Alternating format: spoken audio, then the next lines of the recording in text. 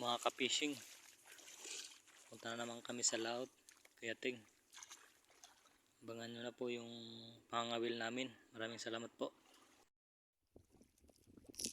Bukas na ang ilaw namin, mga ka-fishing. Ito,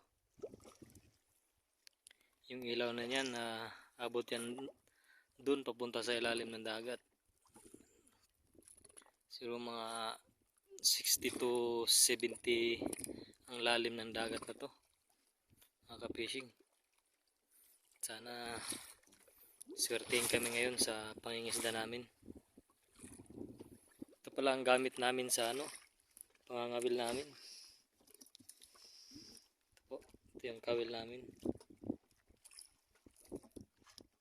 Ibababa namin ito mamaya pag medyo madilim na talaga.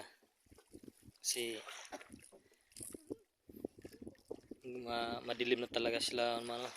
Yung ilaw na yan kasi pag nakita ng isda, magmimintin lang yan sila dyan sa ilalim. Kaya pag binaba namin yung kawil na to, yan ang kakainin nila. Sana makarami kami ngayon.